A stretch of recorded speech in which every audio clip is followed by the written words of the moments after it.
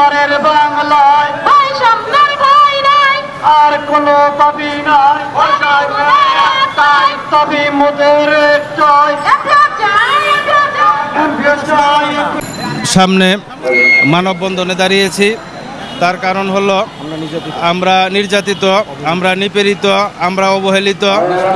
আমরা গ্রামীণ ব্যাংকের বিভিন্ন পর্যায়ে চাকরিরত ছিলাম। আমাদের আজকে এখানে দাঁড়ানোর উদ্দেশ্য হলো যে আমাদের দাবিটুকু বর্তমান সরকারের যে প্রধান উপদেষ্টা আছেন ওনার দৃষ্টিগোচর সহ সকল উপদেষ্টার দৃষ্টিগোচর করানোর জন্য আমাদের এখানে দাঁড়ানো। আমাদেরকে 2005, 6, 7, 8 সালে নিয়োগ দেওয়া হয়েছিল ডক্টর মোহাম্মদ ইউনূস স্যারের যখন এমডি ছিলেন, তখন আমাদেরকে নিয়োগ দেওয়া হয়েছিল। যখন ডক্টর মোহাম্মদ ইউনূস স্যারকে গ্রামীণ ব্যাংক থেকে সরিয়ে দেওয়া হলো, তখন আমাদেরকে বিনা কারণে 7 বছর, 8 বছর, 9 বছর, 10 বছর চাকরিরত অবস্থায় গ্রামীণ ব্যাংক থেকে আমাদেরকে অপসারণ করা হয়েছে।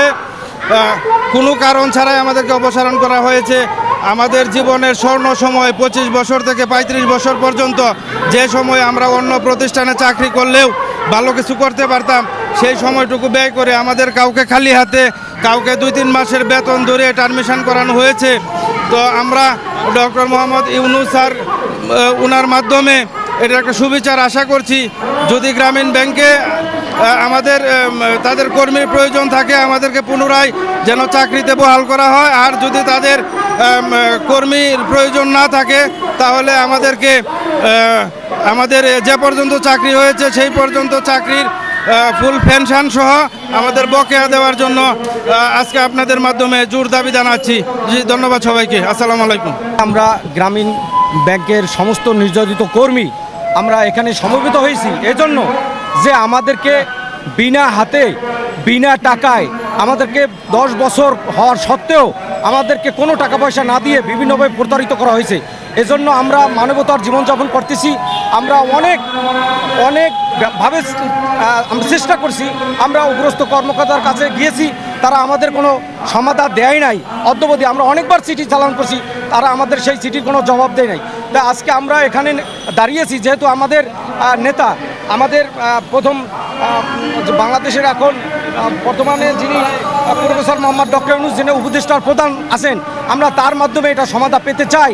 কারণ তার সময় তাকে যখন গ্রামীণ ব্যাংক থেকে স্যারকে অপসারণ করা হয়েছে, স্যারকে যখন এখান থেকে বিতাড়িত করা হয়েছে, তখন থেকে আমাদেরকে এই বিভিন্ন মাধ্যমে এই আওয়ামী সরকার, এই জালেম সরকার আমাদেরকে ইন্ডিফাই করে প্রত্যেকটা শাখায় শাখায় তল্লাশি চালাই আমাদেরকে হয়রানি করছেন এবং পর্যায়ক্রমে আমাদেরকে 2 মাস 3 মাস পর পর আমাদেরকে ছাঁটাই করছে।